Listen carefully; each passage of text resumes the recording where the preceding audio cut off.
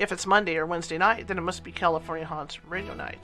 Please take this time to gather some popcorn, hamburgers, hot dogs, maybe even dinner or whatever snacks you eat, and have a sit down in front of the TV, the computer, or even your cell phone and enjoy the show. If it's Monday or Wednesday night, then it must be California Haunts Radio Night.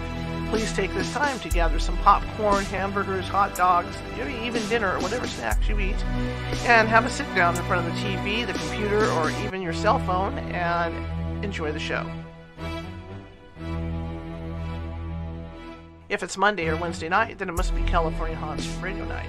Please take this time to gather some popcorn, hamburgers, hot dogs, maybe even dinner or whatever snacks you eat, and have a sit down in front of the TV, the computer, or even your cell phone and enjoy the show. If it's Monday or Wednesday night, then it must be California Haunts Radio Night.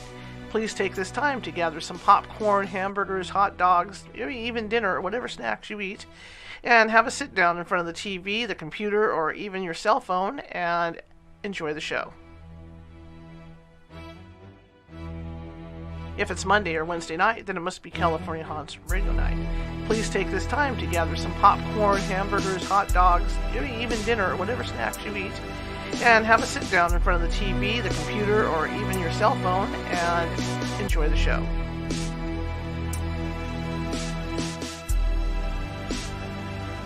If it's Monday or Wednesday night, then it must be California Haunts Radio Night. Please take this time to gather some popcorn, hamburgers, hot dogs, maybe even dinner or whatever snacks you eat, and have a sit down in front of the TV, the computer, or even your cell phone and enjoy the show. If it's Monday or Wednesday night, then it must be California Haunts Radio Night. Please take this time to gather some popcorn, hamburgers, hot dogs, maybe even dinner or whatever snacks you eat, and have a sit down in front of the TV, the computer, or even your cell phone and enjoy the show.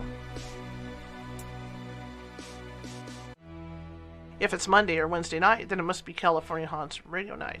Please take this time to gather some popcorn, hamburgers, hot dogs, maybe even dinner or whatever snacks you eat, and have a sit down in front of the TV, the computer, or even your cell phone and enjoy the show. If it's Monday or Wednesday night, then it must be California Haunts Radio Night. Please take this time to gather some popcorn, hamburgers, hot dogs, maybe even dinner or whatever snacks you eat, and have a sit down in front of the TV, the computer, or even your cell phone and enjoy the show. If it's Monday or Wednesday night, then it must be California Haunts Radio Night. Please take this time to gather some popcorn, hamburgers, hot dogs, maybe even dinner or whatever snacks you eat, and have a sit down in front of the TV, the computer, or even your cell phone and enjoy the show. If it's Monday or Wednesday night, then it must be California Haunts Radio Night. Please take this time to gather some popcorn, hamburgers, hot dogs, maybe even dinner or whatever snacks you eat, and have a sit down in front of the TV, the computer, or even your cell phone and enjoy the show. If it's Monday or Wednesday night, then it must be California Haunts Radio Night. Please take this time to gather some popcorn, hamburgers, hot dogs, maybe even dinner or whatever snacks you eat, and have a sit down in front of the TV, the computer, or even your cell phone and enjoy the show. If it's Monday or Wednesday night, then it must be California Haunts Radio Night. Please take this time to gather some popcorn, hamburgers, hot dogs, maybe even dinner or whatever snacks you eat, and have a sit down in front of the TV, the computer, or even your cell phone and enjoy the show. If it's Monday or Wednesday night, then it must be California Haunts Radio Night. Please take this time to gather some popcorn, hamburgers, hot dogs, maybe even dinner or whatever snacks you eat, and have a sit down in front of the TV, the computer, or even your cell phone and enjoy the show. If it's Monday or Wednesday night, then it must be California Haunts Radio Night. Please take this time to gather some popcorn, hamburgers, hot dogs, maybe even dinner or whatever snacks you eat, and have a sit down in front of the TV, the computer, or even your cell phone and enjoy the show. If it's Monday or Wednesday night, then it must be California Haunts Radio Night. Please take this time to gather some popcorn, hamburgers, hot dogs, maybe even dinner or whatever snacks you eat, and have a sit down in front of the TV, the computer, or even your cell phone and enjoy the show.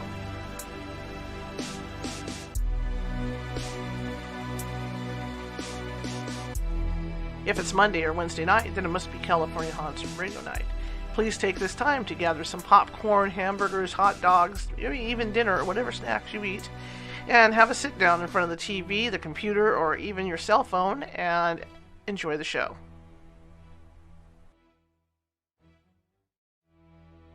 If it's Monday or Wednesday night, then it must be California Haunts Radio Night. Please take this time to gather some popcorn, hamburgers, hot dogs, maybe even dinner or whatever snacks you eat, and have a sit down in front of the TV, the computer, or even your cell phone and enjoy the show.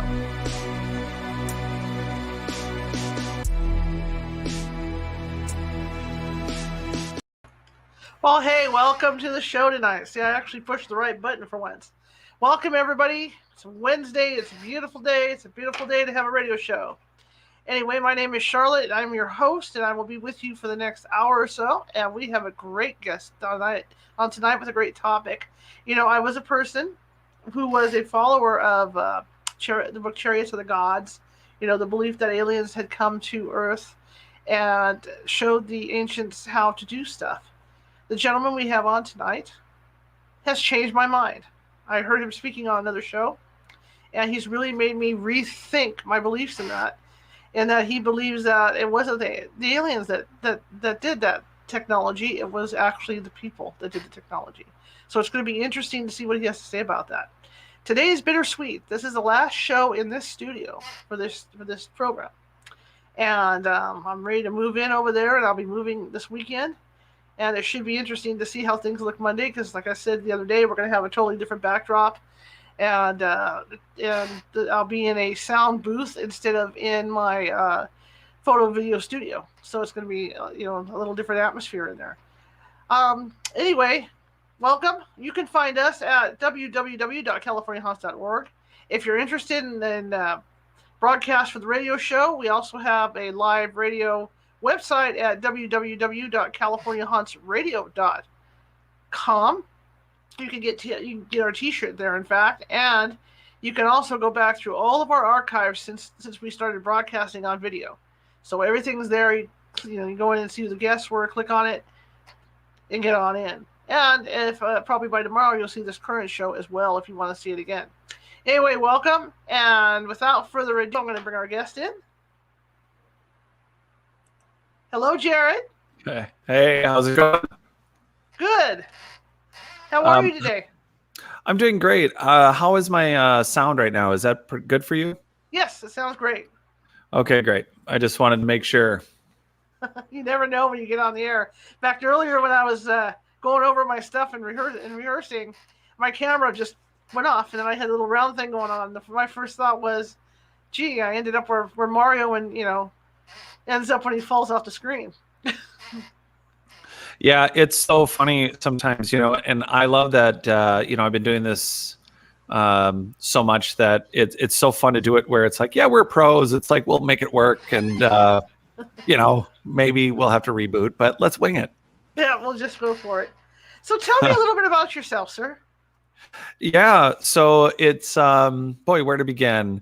I had a long history of being interested in history. My grandfather was a tank commander. He landed in a tank at D-Day and was in a tank through Belgium and Holland and France for Battle of the Bulge, and then all the way to Berlin in a tank. And by the time I was in second grade, I had already wanted to be an archaeologist and do dinosaurs, and I didn't care anything about megalithic ruins. I cared about mummies and Tutankhamun and Indiana Jones, and I played the violin seriously till I was 21. I went paleo about 10 years ago. I rock climb. I spent the month of January prior to the pandemic, last January in 2019. After 6 months, we were wrapping up the editing at the time. My former publisher, Olav Phillips with Anomalies Press and Paranoia Magazine, we had spent a long time on the book, and I spent the month in South Africa studying ancient ruins, in Waterfall, Boven, which is where all the stone circles are, and Michael Tellinger's Stone Circle Lodge. And I was there for a month, and then came back to my book release and got on Coast to Coast, and that all part is the book part, but the research and who I am and the interest in that history. I've always had this interest all along in telling good stories, and the plan all along in this particular case was to write a book that would be fictional. And my experience had definitely put nanotechnology and spintronics and quantum computing, all that was on my radar. And it was all something that I was very interested in, and sounds, frequencies, not just playing the violin, but having an interest in being paleo, being healthier, that there's a process to do all that. And meeting, I got the opportunity to train with Wim Hof actually in San Francisco when he was on Treasure Island a few years ago. For the very first time he was in America, me and just 100 something people, I hung out with Wim Hof, the Superman, the Iceman, and learned that technique. And that was on Treasure Island. That was it's been almost about 3 years now. And so reactivating, having conscious control of these systems that are within the body. I've just had a long history of questioning. Growing up Irish Catholic, I mean, who doesn't question? You either become a very well grazing sheep, or you decide to ask questions, and questions are not appreciated. I can understand that. I got that. Like I said in the intro, I used to be a big fan of Don. Oh, lost him. He'll be back. We lost him. Anyway, so you guys, I'll go back on the shirts. He was having some issues. He'll come back. We'll go back on and talk about my shirts. The shirts are coming in. Oh, here he is. He's back. See, so you disappeared just like I did. It's all good. Boo. Haunted radio. Haunted radio. They're busy today, I see. That's the. I'm so sorry. I've never had an internet interruption. So why not make your show the first? I am so sorry. That's it. That's okay. That's okay. I tell you, it's got to be the internet or something. There's a lot of people online because, like I said, rehearsal, I went down. I disappeared. So, yeah, I guess it happens. Yeah, well, I'm in Minneapolis. I'm in the Twin Cities. I'm right in the city, and there is on occasion a number of people on the internet that does cause a trouble. But yeah, I'm so sorry. You're in the middle of a statement or a question or both. Well, yeah. Like I said in the intro, I've always followed Donegan. Yes. His stuff. But when I heard you on Coast to Coast, it really changed my way of thinking. Yeah, I knew right away it wasn't so it was 5 years ago that I started working on this, but it was something that I've thought about it really hit me hard probably 10 years ago that it was more of the likely solution as to, as you piece together, here's what it is. For me, it was a sidewinding journey through, I want to eat a way that makes me feel good every day. I want to be in a way where I'm more present. What does that all really look like? And as you pull it all together and you start looking at these different human abilities and superhuman abilities, but then you start looking at these giant ruins, and it just hit me one day. If the story of us is as it's been told, which is a total beyond a house of cards now, and you look at the actual history, the truth is we are not as advanced as we once were. And when you start tabling all the facts from paleoanthropological human finds to the complexities of the constructions, and I have 20 years doing historical remodeling. Over the last 20 years, I've been doing, and here's what's funny about that. I'm remodeling homes that are 120 to 150 years old, and we're talking about ruins that dynastically are said to be 4,000, 5,000, 6,000 years old, and we know are tens and tens and thousands of years old. And when I myself as a builder look at these ruins and you see very complex, the lower you go, that's not how history works. The lower you go, you have more complex construction. The higher you go, the more primitive it gets. And as a builder and a designer, particularly where someone's already done work for 120, 150 years, but now throw on 6,000 years or 4,000 years of people just changing the ebb and flow of their own society. I mean, look at where we've gone from no TV to MTV to no videos on MTV. And now we have these constructions that have been adapted and repaired and rebuilt. And so we're not we have these very blurred lines of even dynastic history. And what I mean by that is our Egyptians and Mayans and Olmecs and Right. Toltecs. And so now, I just hit it. It just hit me where now when you piece together all the facts, not the theories, but the facts, and Eric von Daniken was a great dividing rod and pointer to. Lost him. It's going to be one of those nights. He'll be back. Anyway, Eric von Daniken wrote a book called Chariots of the Gods, which was based on the thought and theory that aliens had visited Earth and had visited the ancient Egyptians and other ancient societies and helped them. And this is okay. All good. Well, I have nothing connected to my internet except what is now a murdered iPad, which is now off. So here we go. Here we go. It's okay. I'm good. I'm good if you are.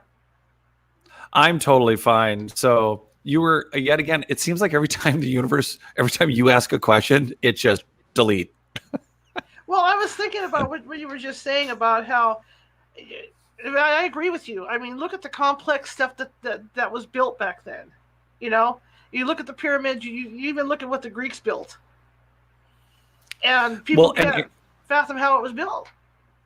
Yeah, and Eric von Daniken, I got to meet him a couple years ago and spend some time with him, and then I picked up his books on the Greek ruins, and even the Greeks said, like the Temple of Delphi is my screensaver on my phone and the Greeks themselves said, one, it shows polygonal construction, the same construction that's in Peru. It's on Easter Island. It's in Angkor Wat. It's in Egypt. It's all over the world. This very complex earthquake muting system, which that's not the only feature, but that's one of the major features is that you have giant 0 to 1 and 3,000 ton stones built to protect catastrophic events and also piezoelectric properties. But Eric von Daniken, he just wrote 2 books just 4 or 5 years ago talking about the Greeks going, just like the Aztecs going, we didn't build this, the gods built this. We built on top of what the gods built. And there's keystone cuts in Greece. A lot of people don't know that those metal connecting points that are in polygonal construction, they have that in Greece on temples halfway up the temple walls, which I was just at America's Stonehenge and I gave a lecture. And while I was there, and that lecture is now available on my YouTube Not Aliens channel. You can actually see the whole 3-hour lecture, and it has it's bizarre. Halfway up a Greek temple, you have keystone cuts, which shouldn't be vertical. They should be horizontal, and they shouldn't be halfway up. So that Greek temple is a collection of hodgepodge of pieces that they found. So you can appreciate, I think, every chapter of human history. You don't have to take away from that, or your origin story, where I grew up Irish Catholic, and I can say I'm semi-recovering, but I'll always be, I was raised Catholic. I know what it's all about, and it's just was my history. But then some people experience things and they see it, well, that's paranormal, or that's spiritual, or that's and that's their experience, and it's a valid experience. But I've been saying it for a while, I call it banging on the blinky box, where we have a very high tech, we're in safe mode, 10 to 15% conscious, where we used to be 100. And we had a very terraformed, right down to engineered soil, which we can get into. But we have this entire planet that was engineered and terraformed right down to how we connected to it. And when we bang on the blinky box, you get an orange light on the left and a red light on the right, and then somebody walks up 1,000 years later, and God forbid for 1,000 years you've been praying to the blinky box, and even if you're 50 or 40 or 60% right, God forbid, somebody walks up and says, why are you banging on the control panel of a 747? And somebody goes, burn the heretic. And that's our experience with this technology, is that we have genetic memory.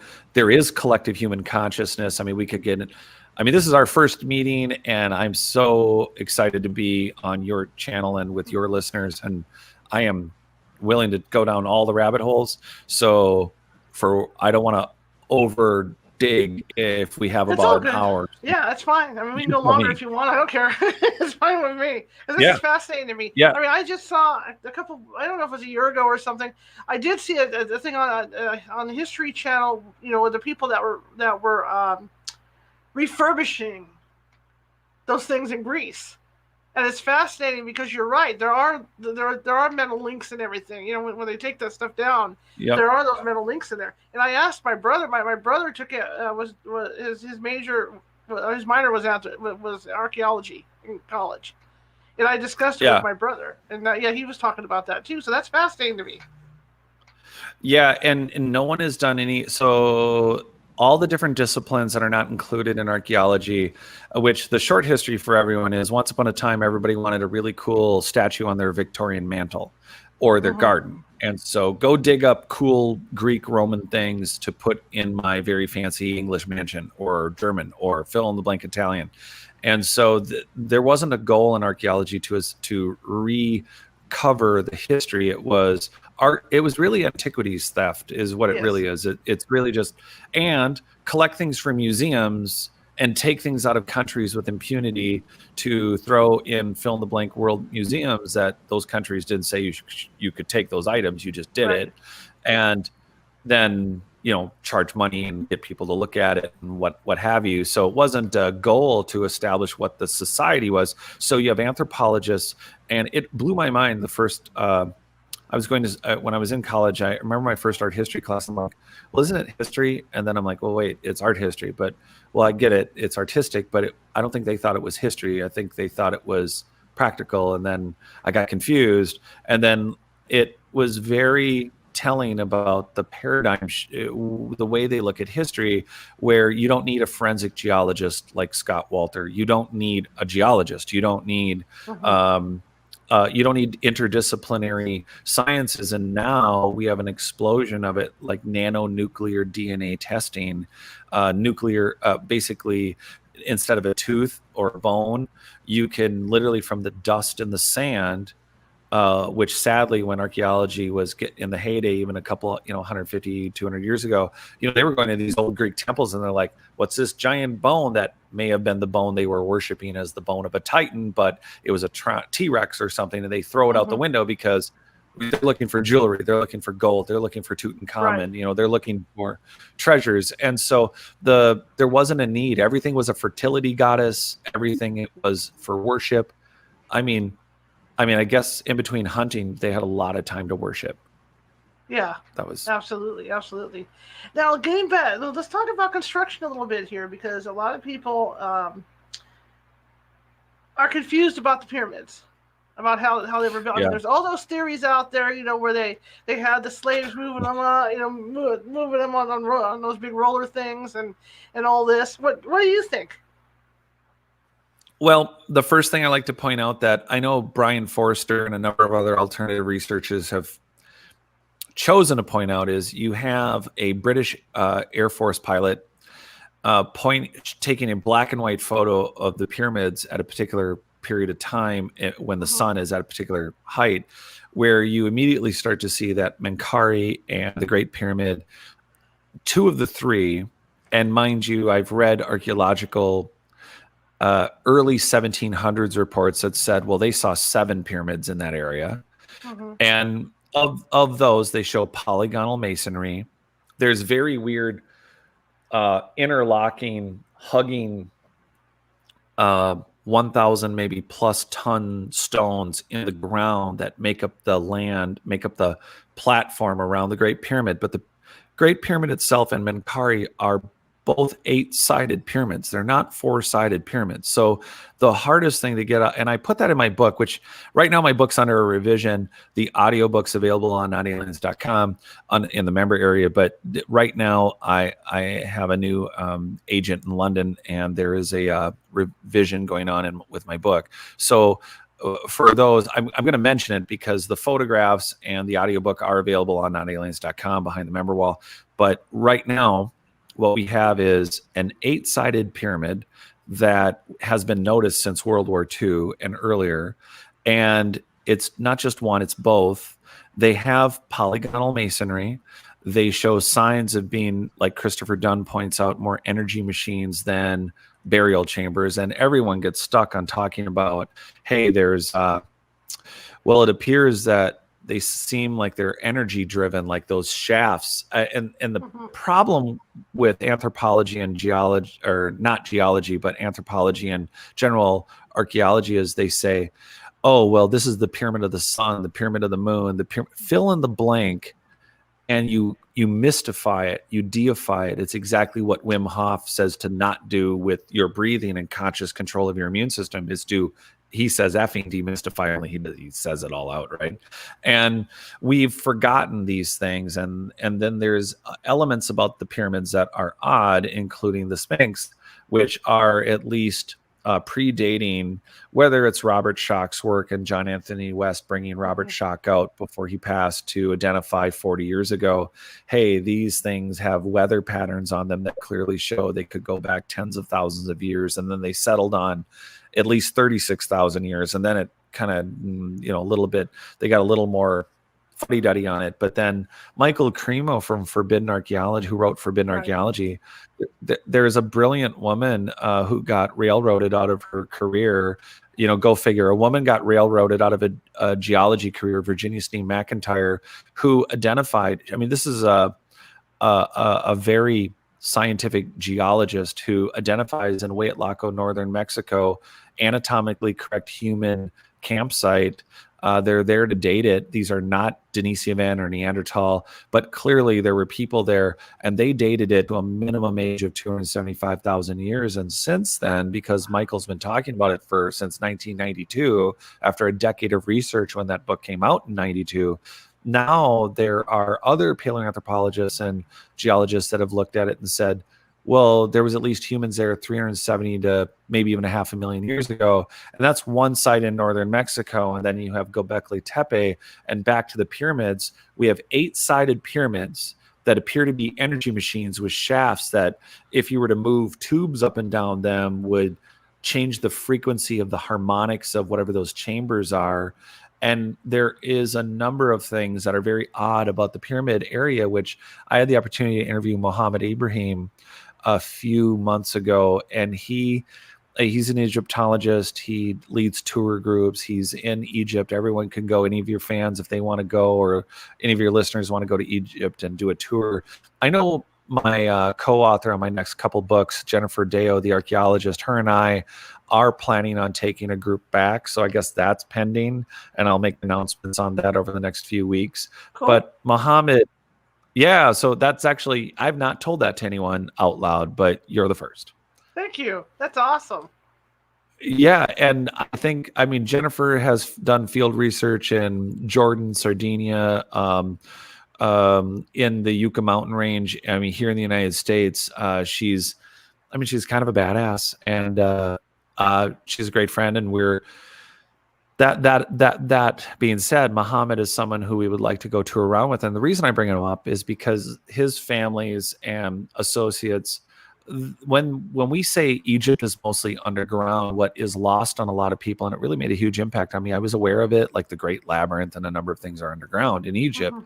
But what's more interesting, as we said, is the lower you go in Egypt, the more advanced, like the Osirian and the Serapeum. They have these like millionths of an inch boxes, flat for what. There's no way they weren't machined. This wasn't about abrasive copper on diorite or andesite or quartzites.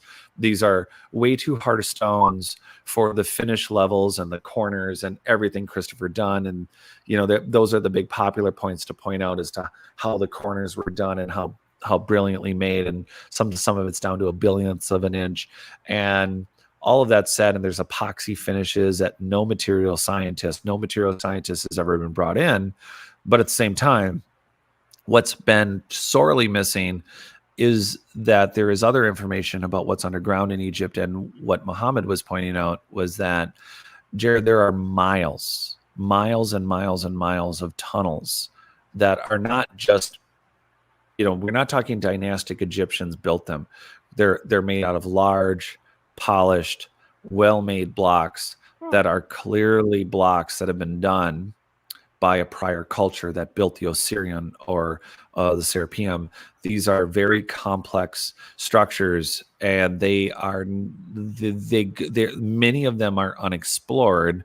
And that's, a shift for me. When I was learning, I thought, oh, yeah, there's lots of sand dunes. So, they got to clear the sand dunes. And now we have nuclear, not just DNA, but sedimentary testing that means granules that hold the remnants of animals, flora, fauna. Ancient Origins just did a story about Doggerland, which is from Scotland to France, was one land, and that was above water even to 6,000 years ago, a significant portion. And 8,000 years ago, it was pretty much almost all there.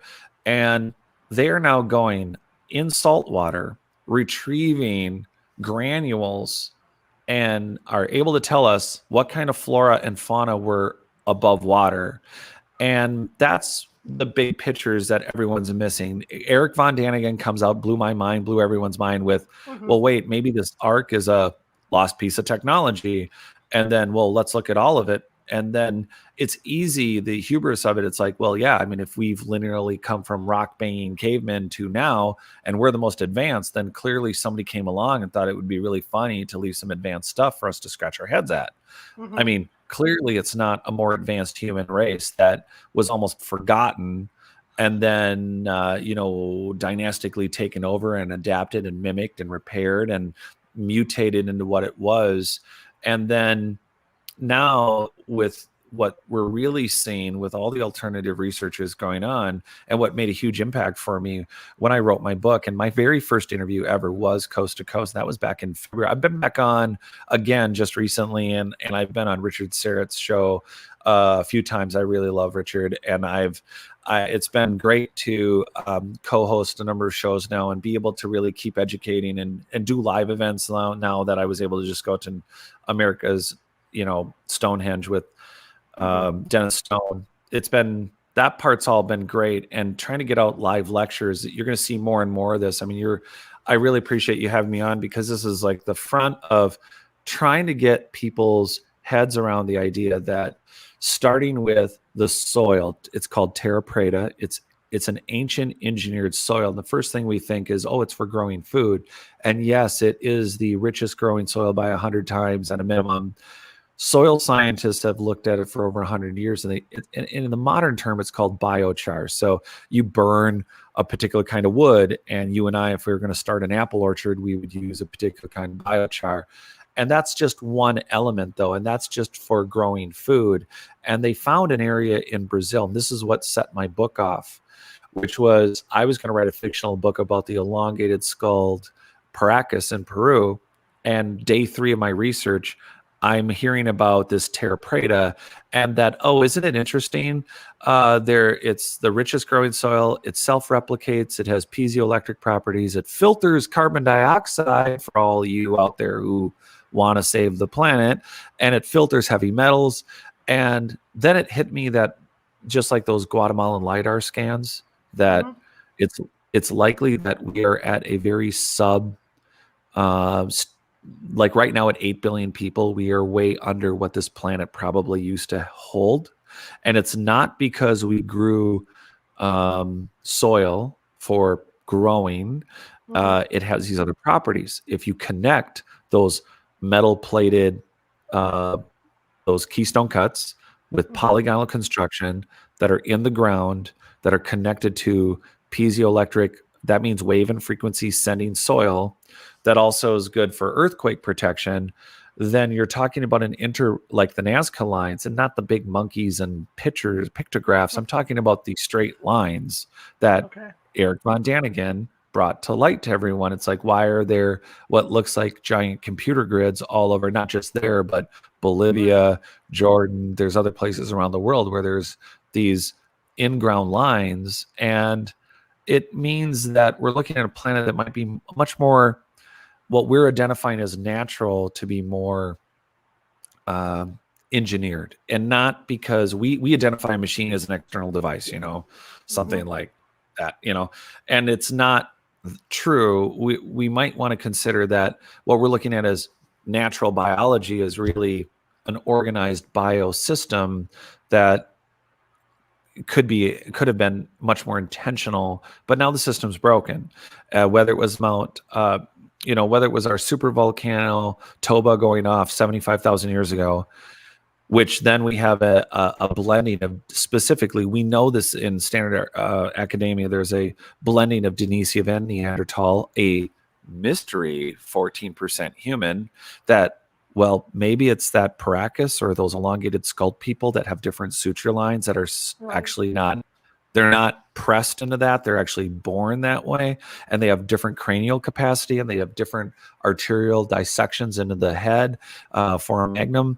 Perhaps we should actually have a burn the last of the house of the cards, and we do the genetic testing we need to really tell ourselves a truer story, because nuclear DNA testing, sedimentary research, nanoarchaeology, and even archaeological genome archaeology, where they're literally digging into the human genome and saying, just recently, there was just an article out that just said, hey, if we turn these two switches on, it looks like these genome archaeologists identified the switch that if you pull it, it tells the immune system that cancer is something bad and it should kill it.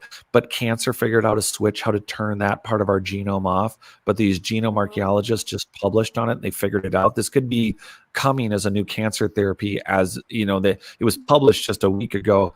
But the therapy, maybe they've been working on it for months or years. But either way, here we are.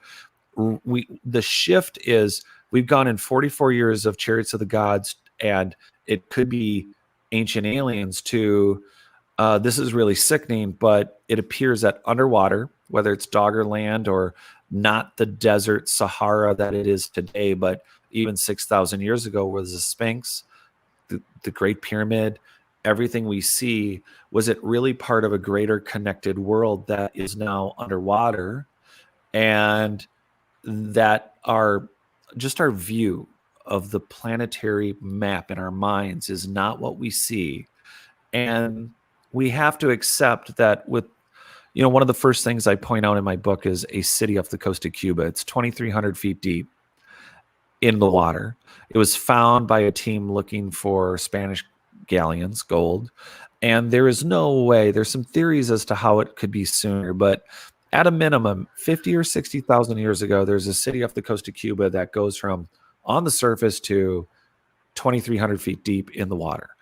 And then you have the Recot structure in the Sahara, and that goes up a few thousand feet. You have Lake Titicaca at 12,600 feet, give or take, 12,400, with seahorses and salt water.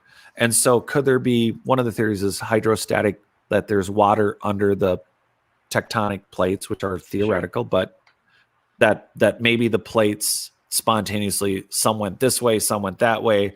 And no matter what, we're looking at a map of the world that doesn't represent Doggerland and the hills and valleys and mountains and the places that would have contained this advanced society. And to this day, you and I can talk about the Singali tribes.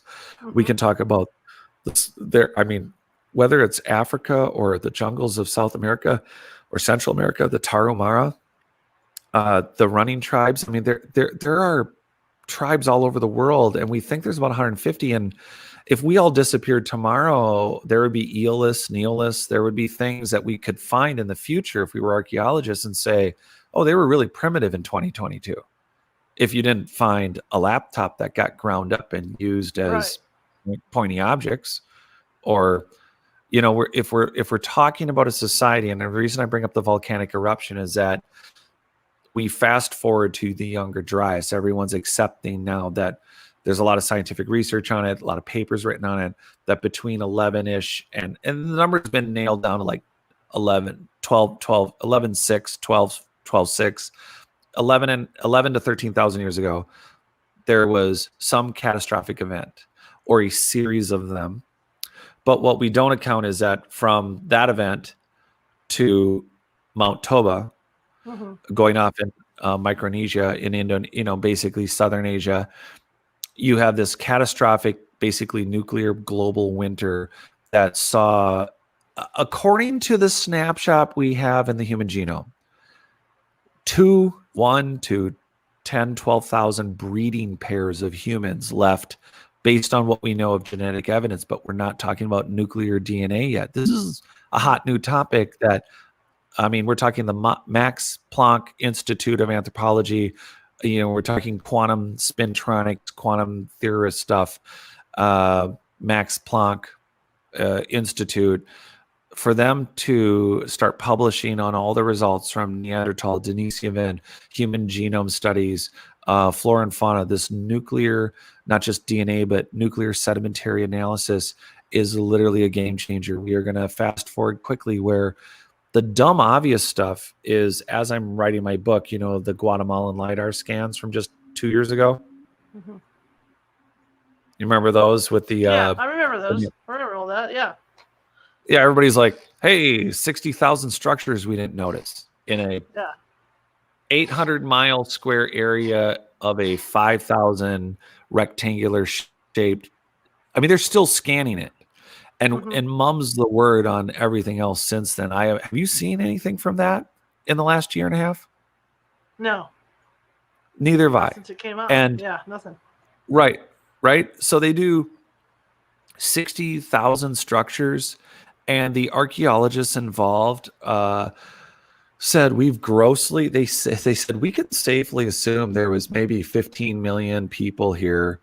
And that's them conservatively making a statement to the National Geographic, which is not part of generally the solution overall, or hasn't been, but then was, but isn't, and then it is. And, there's an ebb and flow. We could have a whole show about the history of the National Geographic, but you have 60,000 structures, super highways, and they're just in Guatemala, which is a really small country.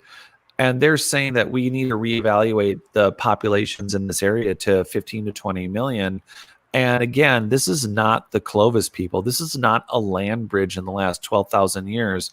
We're talking about a population that, again, dynastically took over megalithic structures.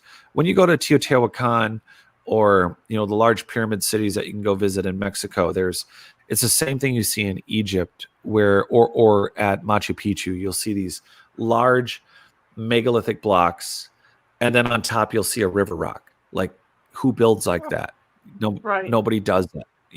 It would be like half your California haunt sign behind you being crocheted from the bottom down, or up. That's crazy. Yeah. And so then so one of the things that didn't set well with me, so backing up for everyone, is you have this archaeology saying, okay, well, we should stop just digging up statues and cool stuff to put in museums and people's homes. We should start figuring out our history. Well, they come up with some theories that become doctrine, and Michael Cremo said it best: if the facts don't fit the theories, we'll throw out the facts. And I've heard sad stories about that over and over and over.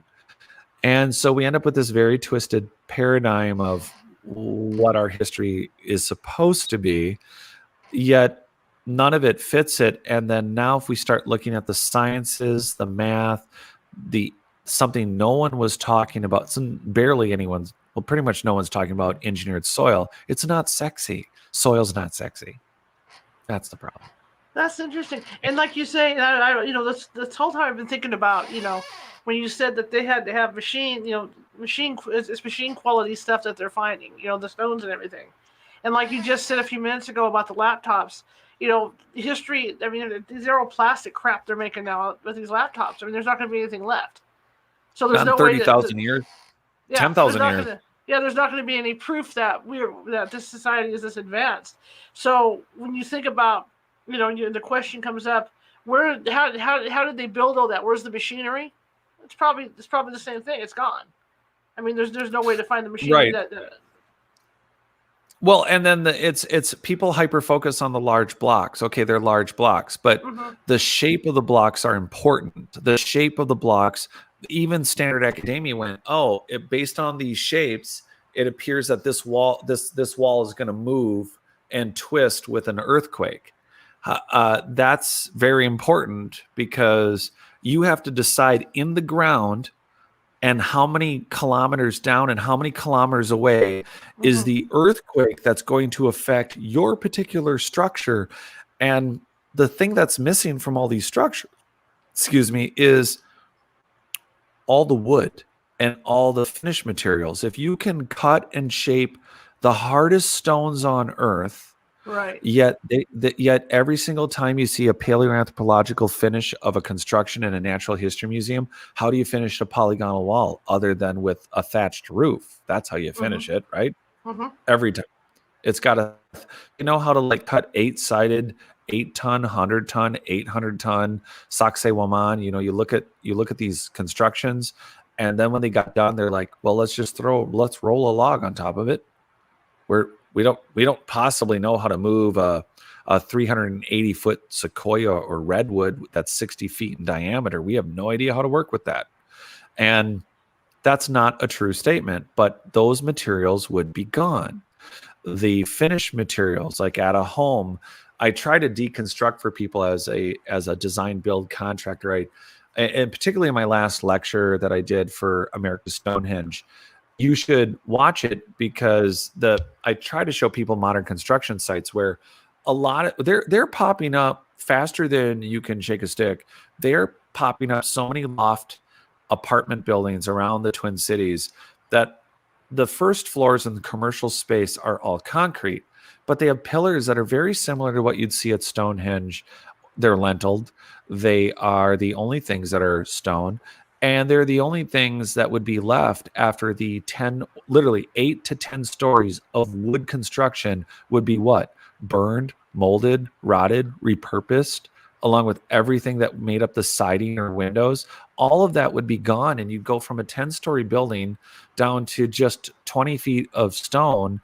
And if you were building a giant henge 10, 20, 30, 50, 80,000 years later with the remnants of what was left, you Mhm. would venerate it, you would mystify it, you would deify it. And before you know it, in 1,000 years, when you're doing yoga at Chernobyl, you'd think it was really neat if you celebrate the summer equinox, but you're still on Chernobyl. It's still not sacred. But if you apply the word, you blur the lines. And before you know it, you got people talking about portals and fairies and whatever and what have you. And that's fine, but it's blurring the line. It's not the Temple of the Moon.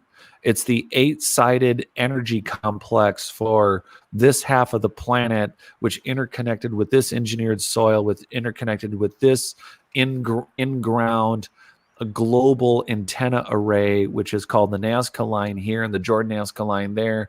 And apparently, when you're 100% conscious, you might be able to connect through an electron discharge, not just because running barefoot's cool for you for the Tarahumara and Born to Run and Christopher McDougall's research on that, but maybe connecting to the soil was a thing because your pineal gland really did work. Your third eye was not a theoretical instrument, it was a real instrument.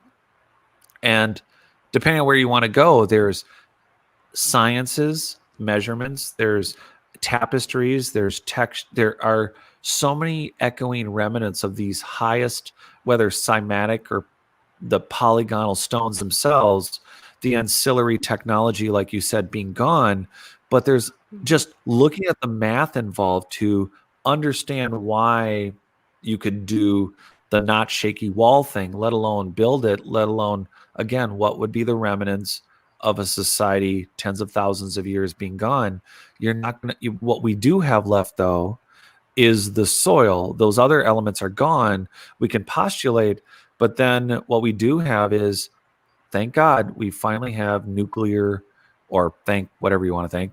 But Right. here we are with nuclear and sedimentary research, nano research, that if we dig down to these foundations, and that's where I'm trying to surprise and excite people, is when, like, even in San Fran or on the coast, you have the earthquake issues, and I'm in Mhm. Minnesota, and although we're on a steady plate, we technically also should also, but we have basements, and those basements have frost lines because it easily can go below 20, below zero. But when you dig an 8-foot frost line and you build the foundation of a home, it's barely as wide as most computers that people like, barely 2 feet. It's 18 inches and a foot and a half wide for these foundations that are packed.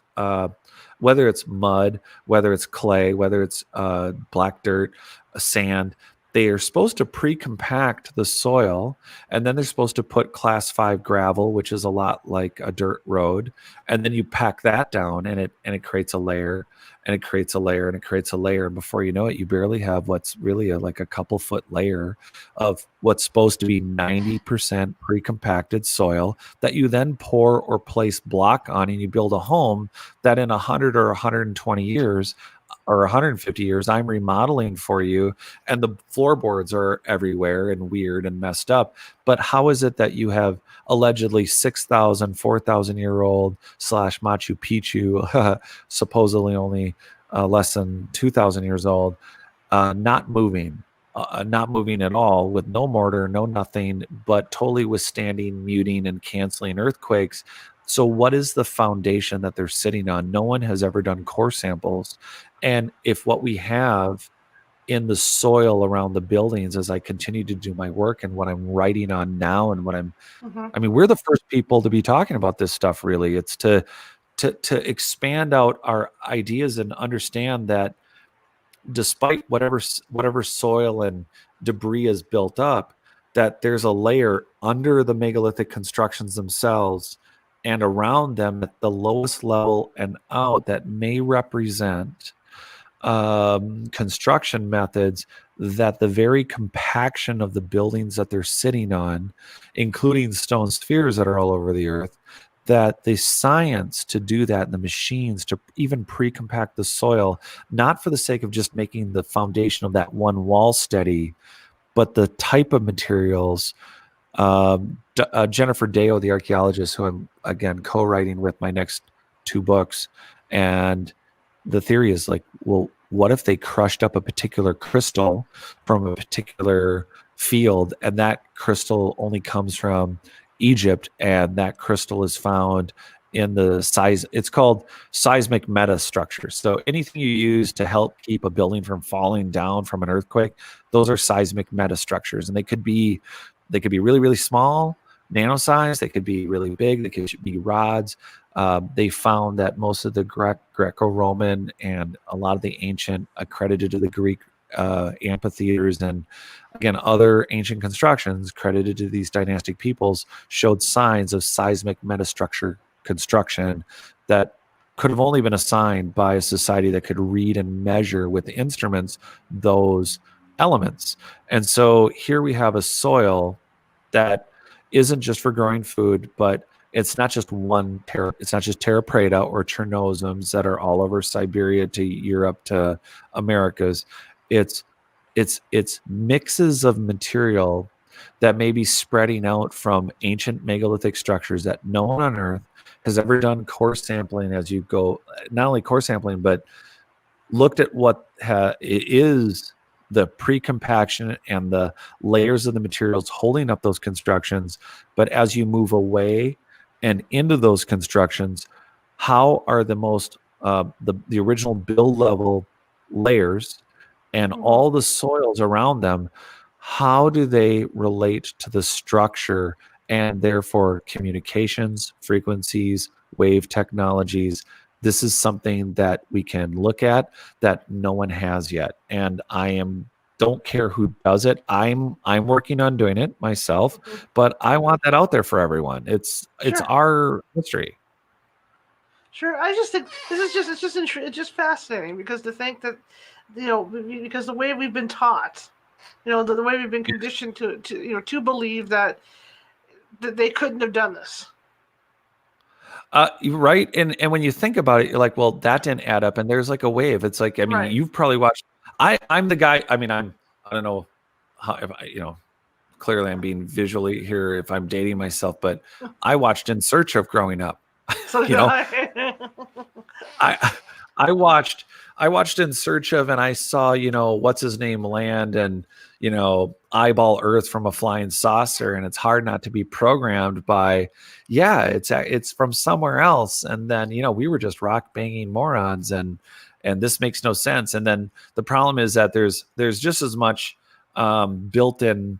So the theories get held up as this holy doctrine, and then the problem is that there's a lot of alternative researchers that are doing amazing work, and then simultaneously there's a vernacular being built up about aliens. And The problem is the complexity of the human genome and the practice to come full circle about the elongated skull, people in the third eye, and the cymatics.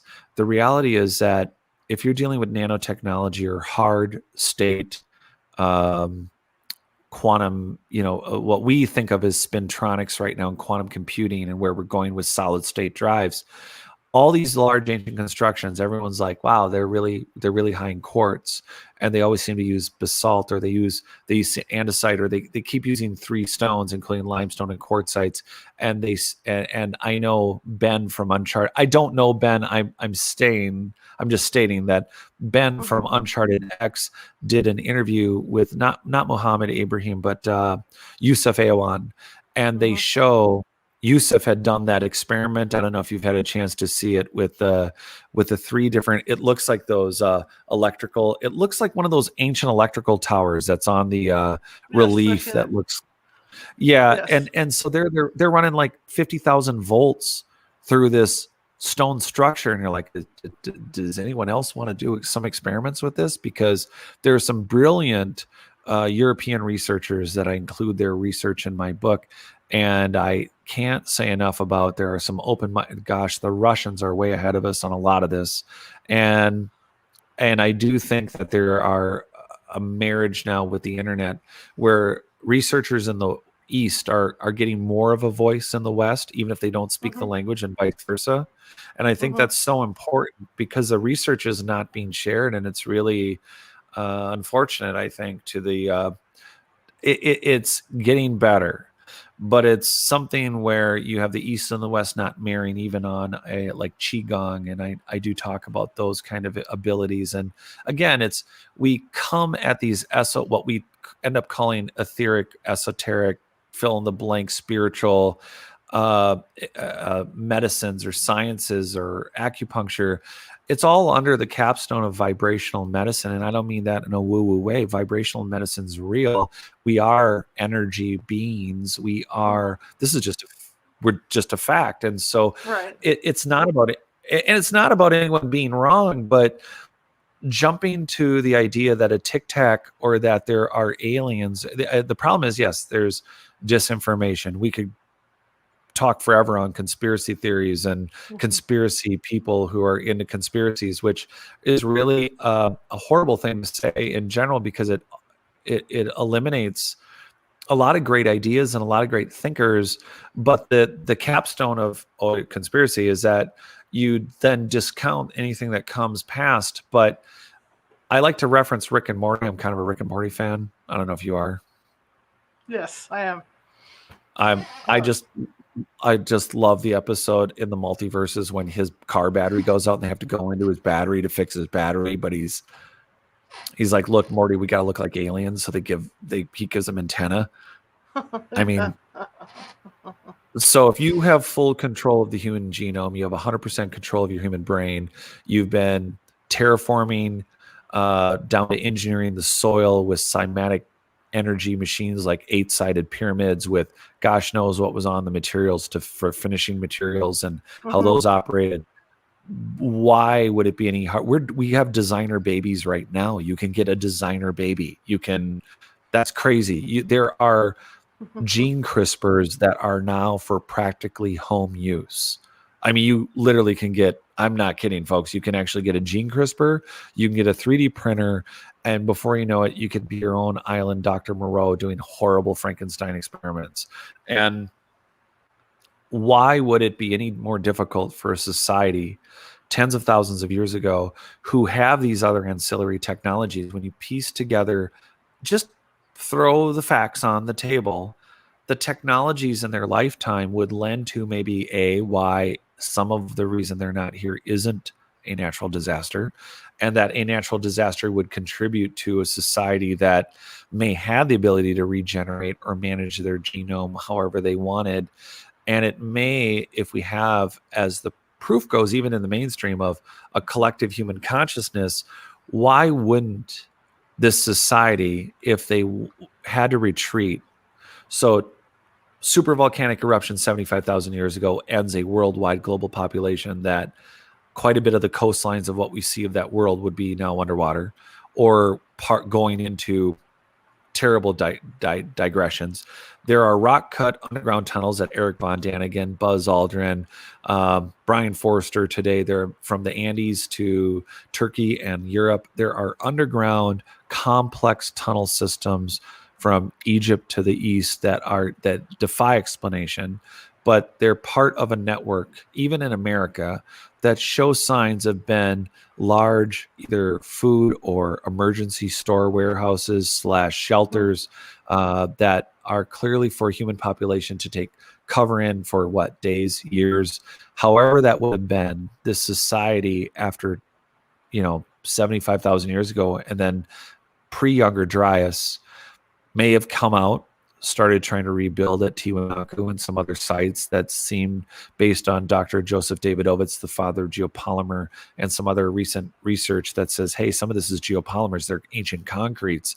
So maybe they came out of hiding, maybe they started rebuilding, and then the Younger Dryas hits. And then also we have these sightings around the world, like the Nuremberg battle that was seen by almost 1,000 or more medieval people, that was memorialized in a lithograph. It's talked about on Ancient Aliens.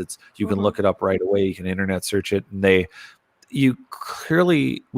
when we look at this and go, what if a bunch of various, what would have been a global civilization, but what if it really was more like a cruise ship? You have users of the technology, but not the leaders, not the most benevolent people. You just have a cruise ship, and they are the ones who got to the shelters. They make it. We know that the Denisovans and Neanderthal and everyone are breeding post 75,000 years, and definitely through down to 60, 50,000 years ago. They were definitely breeding, surviving. So they come out, dynastic peoples are mimicking and uncovering, really in a non-early but early archaeological way. They're taking over these sites in Egypt and Machu Picchu, and they're building their own world up. So these remnant people, they have to rebuild their technology, and the society they build can't be the global society it clearly once was, but they still exist and they live here.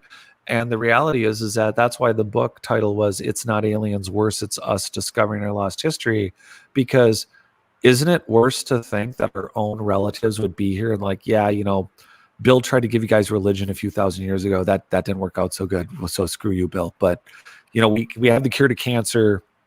We've tried to intervene every now and then. It doesn't work so good. Or you guys are animals. We've given up on you. Or this year we've given up on you. Or at least the last 100 years we've given. Well, screw it. Whatever. So being gray for what people identify, this isn't to take away from anyone's personal experiences. Right. But are you seeing an alien?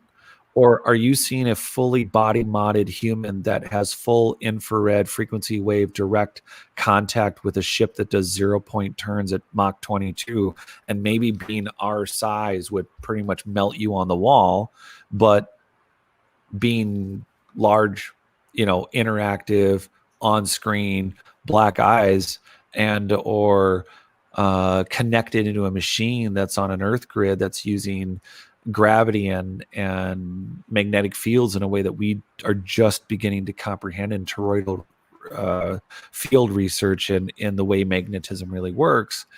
We are looking at them going, well, they're alien. Why? Because they don't look like us. How 1950s is that? Is that bad? Well, it's like when you look at evolution, if you believe in evolution, and how the changes occurred to where we look like we do now. So who's to say, like you say, that those aren't humans? Who's to say that they're just the ones, you know what I'm saying? That they're just the ones that look like that particular thing branched off. It's like the thing with the Sasquatch, that whole theory where that's a branch off or whatever you want to call it. I don't know. I'm just saying. The elongated skulls, the Paracus, right. the other elongated, those are humans, and they have a different suture line. I mean, they're straight up not the same as us, but they are human.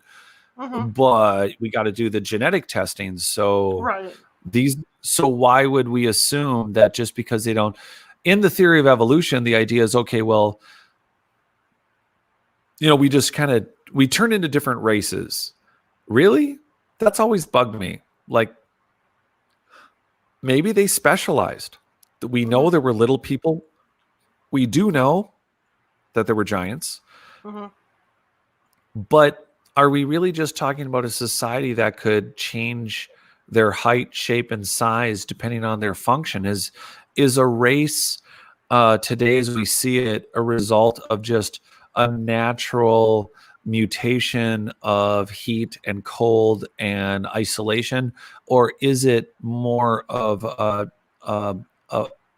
in a very small, I mean, I know in the course of even 2 or 3 generations we can change the human genome quite spectacularly, but what could we do with technology that could um, basically allow you, like Ray Kurzweil describes in The Singularity is Near, change your genome to suit your field of interest and your specialty in reference to the technologies you interact with.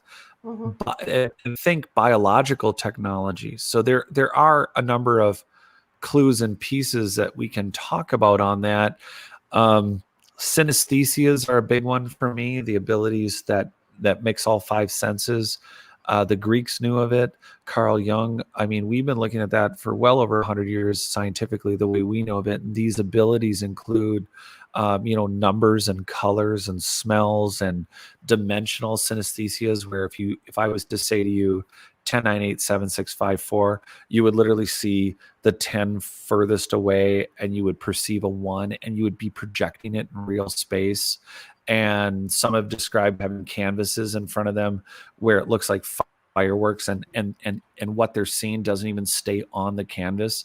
And I just imagine the construction methodology of a 95% awake human being who's listening to their favorite music, projecting from the music instead of a blueprint that we primitively work off of, walking up with a tool to what is now a 1,000 ton raw block, and being Mm-hmm. able to cut for 16 feet wide, 14 feet long, or in the case of Baalbek, Lebanon, or the Solomon's Temple, 40 feet long. They're able to carve every surface of that block strictly because as they look at it, they see colors that need to be removed, and the colors are being projected because of what they're perceiving from what is their music, but what in reality is a blueprint for that one block. The technology integration biologically would be very different than the way we perceive technology now. And when we start, again, tabling the facts of our personal abilities, Mm-hmm. along with what we know about our fossil record, not what's there in the big picture, but little details about, again, is the soil, is the black earth you're churning over natural? It's like, oh, it's just compost, it's just dead dinosaurs, it's dead buffalo, it's a lot of my bananas in my compost pile for the last 10 years. We don't look at soil and say, this has a self um, perpetuating consistency of the rainforest terra preta, and it's in Minnesota, Mm-hmm. and it was placed here. And if it wasn't the black earth, what about some of these sands? Are we, again, once we start doing more sedimentary research, can you imagine a group of archaeologists where one's working in a square kilometer and they're literally putting all the sand they find down to bedrock into a processor, which, eventually as we go quantum computing, which just allows us to process faster, we're going to need that for nanoarchaeology. But an Mm-hmm. archaeologist 200 miles away could be sifting through their pile. And you, just as an example of a windshield, you might come up with, oh, that's funny. Well, at this layer, we found a windshield and we got half of it. But somebody studying ancient archaeo wind patterns and weather patterns, and then you got another archaeological team that says, this is weird, we have another half of a windshield. But because they're connected, because we're having a global share and communication of this Mm-hmm. life experience, and we're not isolating our finds for some hubristic purpose, we're actually connecting the data, not and outside of peer review, they can say, well, look, I have your half of your windshield, but it's in this layer, and you have my half of it, but it's in that layer. And the interdisciplinaries, which include weather research, catastrophic research, rain, water, erosion of every kind. There's a million things that could be said that tells a new and more complex story that may, to finally come back to not hurting anthropologists anymore, may give anthropologists an actual better reason to start implying that not everything's a fertility goddess, but they might actually be able to start looking at a society when, although they may not know the story of that individual life, but instead of saying everything's sacred in a temple and everybody cared about the equinoxes, there were some people who did that for a period of time, but for a while that may have just been a very well placed energy frequency machine. But on that note, they may be able to tell a better story of, hey, it looks like this flora and fauna and these 120 animals found in this cave, like this article about this Neanderthal DNA.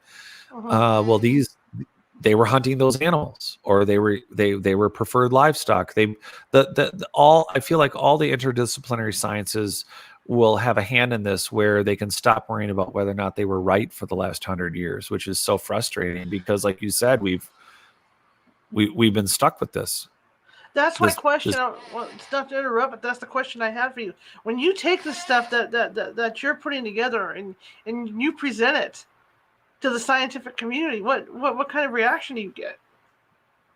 It's great. I've been able to talk to so there's archaeologists like Jennifer Dale, who, well, she's co-authoring more books with me now because, well, she's really cool and she's open-minded. But there are people who are armchair peer reviewing. There is a crowd that you scratch my back, I scratch yours, and now it is in the holy. I like Karl Ehrberger's. He calls them archaeo priests, and they have their bishops and they have their pope and they have a system where you don't present. I mean, the Clovis first mile, the idea that, I mean, you have Weyatlaco, you have humans that have been here for hundreds of thousands of years in this North American area and down to South America. It's a joke. Even early archaeologists, like the father of South American archaeology, I write about him, Max Uli. You have a clear indication that even at the turn of the century, there was a group of archaeologists and anthropologists that said, we think maybe humanity could have come from South America. And the popular theory is out of Africa, Garden of Eden. You can marry Christianity with the scientific community that doesn't believe in anything, allegedly, right? So you have a good marriage. If you can say out of Africa, well, that doesn't offend the Adam and Eve story. And that's the truth of it. That's the big elephant in the room, is that you have a story that it may not even marry, but they live well together. They can coincide. So the answer to the question is, there are disinformation people out there. There's my favorites are like the straw man arguments. I've heard them used on a lot of other researchers. So instead of going at the information, the first thing they do is they say, well, what's your credentials? And it's like, what does that have to do with the facts? And what does that have to do with Arturo or the great adventurers that went out and analyzed even though Flinders Petrie had degrees, it's like, what business did he have measuring, or like the interdisciplinary work that any adventurer chooses to go out and do? It's there for the taking. And no one said, well, how are you qualified to go to Antarctica and go put your flag on the pole? It's just, there's these straw man arguments where they attack you personally and not the facts. Or they'll simply say, I mean, there are sheep out there. I'm sorry, there's no other explanation. They are sheep. For you to say, well, I'm not going to review your observation because it hasn't been peer reviewed. I'll only look at something if it's been peer reviewed. Well, then what do you do every day when you're at an archaeological site? Let me see. Oh, miss 60,000 structures in the middle of Guatemala. That's what you do. And sum up all of Central and South American population for the last 100 years in a theory that said maybe 2 to 4 million people, maybe 6, built all of North and South America since the Younger Dryas after the land bridge. That's the theories you get when you deal with some of these standard academics. And I wish there was a quick way. We really are. I consider our history part of our future. and reactivating these superhuman abilities, whether it's Stig Severinsen or Wim Hof or these other abilities that you and I and all of us have. That's part of it. And then there's our spiritual growth. There's our meditative growth, which is also part of the Wim Mm-hmm. Hof thing. But it's, reconnecting each other, connecting to that collective human consciousness, valuing all human life because they are all part of that collective consciousness, and they contribute to what I think is a total RAM and download ability for all humans. So the scope and breadth and width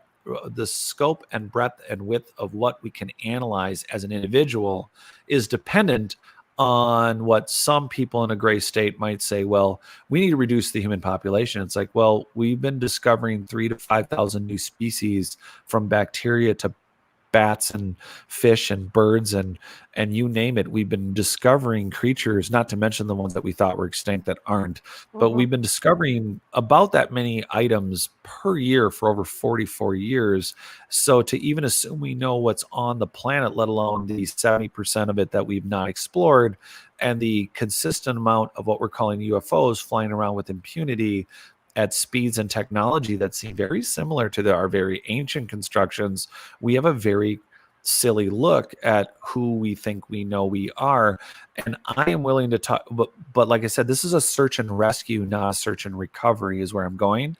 And Mm-hmm. so if you and I are paramedics and some idiot wants to show up from the standard academic world and say, well, I refuse to accept or look at this injured party that's laying here because, well, no one else in my community has determined that they're injured or even stated that they're injured, is one way to look at it. Meanwhile, it's like, no, we're right in front of our history and it's damaged and there's something broken. And here's the facts that are laying at the crime scene. And we're going to like get down and start doing triage on it. And if there's a group of people that want to stand there off to the side and say, or just keep walking and say there's no problem and there's nothing to see here, fine, keep walking. I don't have time. We cannot wait for the people who are not on board to catch up, or the people who are embarrassed. I've had the great opportunity to speak with Jim Willis. We co-hosted the Saturday conference after we did the Forbidden Knowledge News conference together just a couple months ago. He Mm-hmm. and I was the keynote on Friday. Did you watch that at all? No, I didn't get a chance. I was working. Oh man, it was cool. It's recorded. Forbidden Knowledge News still has it up on their Rockfin channel. I have a Rockfin channel too, but they, I think they have it in the member area. But uh, I did the keynote, but then on Saturday, 14-time author Jim Willis, who used to be a seminary slash minister, he's written 14 books, and he's all on the quantum consciousness and the ancient histories, and it's so interesting where he is, and he's like, his explanations for where humanity is, as far as accepting the facts of what we're finding, versus these academics that what he was discussing was they feel, and this is from his personal experience, it's like, I've been teaching, like, I know what the fact is, but I've been teaching the wrong thing now for 30 years and I feel really bad about it. They've admitted it privately, where they know they've graded people on something that is completely not true. Not because they knew it all along, but when they find it out, it's really hard to admit those mistakes. I mean, we can be very empathetic to it, but if we were paramedics at an emergency scene, we Right. don't have time to worry about your feelings. We need to, like, do we need to worry about the broken bone, or do we need to worry about internal injuries? Do we need to worry about brain bleed? Do we need to are they like literally bleeding out as we speak? There's a way to assess a situation that's an emergency. And those that want to stand around and debate or put through the ostrich plan or worry about how cool they look, we can't slow down for that. So part of it is building teams and people around me. I've been very fortunate to meet Scott Walter. He doesn't live far, or he's a Minnesotan, and having a forensic geologist that can do research, having labs, working with archaeologists like Jennifer Deo that are absolutely brilliant, but they're able to go out with me, and we're able to plan field work. We're able to plan digs. We're able to work with private owners like Dennis Stone at America's Stonehenge and plan real expeditions. So on one hand, there's, let's bring this news to everyone, and everyone has a genetic memory. Everyone has a personal experience. Everyone is watching these shows because everyone wants to know not just where they're from, and they're not waiting to be told. Everyone has input and feelings on it. And I want to encourage everyone, and including researchers, including myself, we all have to be ready to be wrong. Archaeologists need to be paid to be wrong.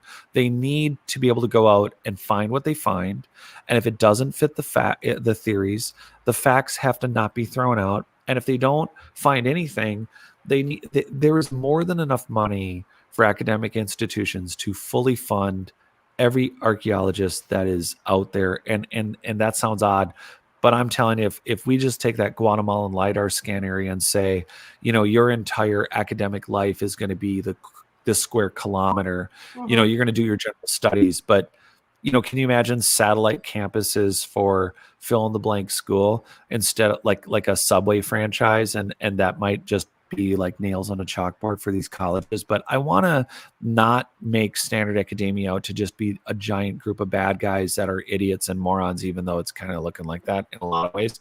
But at the same time, can you imagine not having a school with 100,000 people in it, but having a school where there is active multidisciplinary material sciences, physics, geology, forensic geology, astrophysics, and again, archaeological astronomy, nanoarchaeology, all nanotechnology, spintronics, all of it could be applied. And you could be having satellite campuses all over the world at these archaeological sites that would need every layer of municipality. We could redefine employment and education in a way where the size and breadth and scope of schools could be beyond their wildest dreams if they weren't so worried about looking like they're wrong. And that is Mm-hmm. problematic right now. It is. Hey, I want to thank you. This was fantastic. Thank you so much for coming on. Yeah, I hope we didn't burn too far past our. No, no. I mean, it's fine. I don't mind going. I don't mind going over. I really don't. Especially when I'm talking to someone like you. This just is the whole thing's mind blowing. I'm wrapping my mind around all this. This is just fascinating. I would like to bring you on again if you'd like to come on. Absolutely. Yeah, let's do this. Let's schedule something after we say goodbye to everybody. And Okay. I would very much like to chat with you again. Okay, sounds good. Thank you so much. And tell everybody your website so they can go check out everything. Yeah, it's www, of course, notaliens.com. By the way, folks, it doesn't mean there's not aliens. It's just an easy site to get to. If you type in not aliens, you can remember that. I have a member area. It's really cheap. It's about $265 a month, give or take. But I also have a Rockfin channel. And I co-host on a few shows, including Cosmic Salon, Everything Imaginable, Dark Hour Paranormal. I guest on some shows, but I also, of course, have my own show at notaliens.com, and I'm on YouTube at Not Aliens. Sounds good. Thank you, Jared. I really appreciate it. Yeah, I really appreciate you having me on. Thank you. Absolutely fascinating. Have a good night. Okay, guys, that was absolutely fascinating. I mean, that stuff just fascinates the living dickens out of me. And I hope you were, really interested in listening and hearing it too. Monday, we're shifting gears again. I'm gonna be in the other studio, but we're shifting gears a bit. I'm putting on my journalism hat, and I don't know about you, but sometimes I'm a royal watcher. Love to follow the royals, and there's a woman who has written 3 books on the life of Queen Victoria and Prince Albert, and she is going to be joining us on Monday to talk about Queen Victoria and Prince Albert. So if you guys are interested in things like that, come on over and join us. In the meantime, you guys have a good weekend, and visit us at www.californiahauntsradio.com. And I will see you on the weekend. I will see you on Monday. I'm thinking the weekend already. Have a good one.